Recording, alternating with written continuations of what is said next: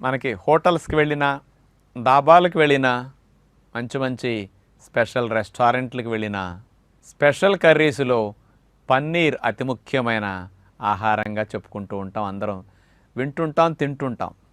పన్నీర్కి ఒక స్పెషల్ రుచి.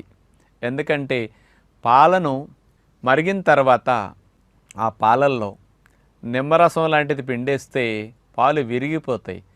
ఆ విరిగినప్పుడు పాలల్లో ఉండే నీరంతటిని వడకట్టి తీసేస్తాం. ఆ పాలల్లో ఉండే కొవ్వు, పాలల్లో ఉండే పోషకాలన్నీ ఆ పన్నీర్ ముక్కల్లా గడ్డకడతాయి అన్నమాట.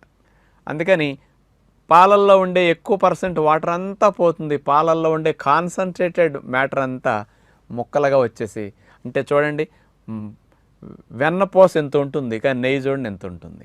అందులో ఉండే నీటంతటిని మనం మరిగించేసాం. అందుకని నీరంతా ఆవిరైపోయింది.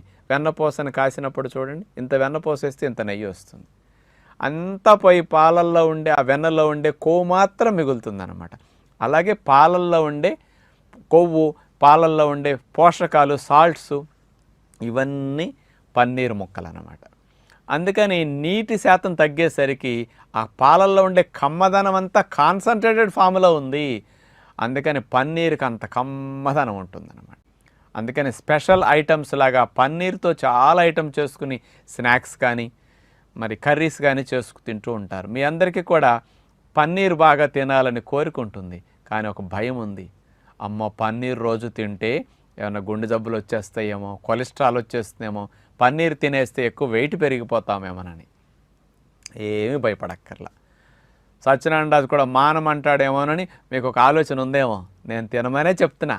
అమ్మా, ఎన్నాళ్ళకి మంచి ఆహారం మమ్మల్ని తినమన్నారు, మాకు ఇష్టమైంది మీరు చెప్పారు అనుకుంటూ ఉంటారు నన్నప్పుడు. పన్నీర్ మంచిది, చక్కగా తినండి. 5-6 రోజులకు ఒకసారి, 4 రోజులకు ఒకసారి పన్నీర్ కర్రీస్ మీరు ఎక్కువగా వాడుకోండి. లేకపోతే పన్నీర్ ముక్కలు ఎక్కువ కర్రీస్లో అక్కడక్కడ వేస్తుంటే కూడా స్పెషల్ టేస్ట్ వస్తుంది కాబట్టి ఈజీగా తినేస్తారు.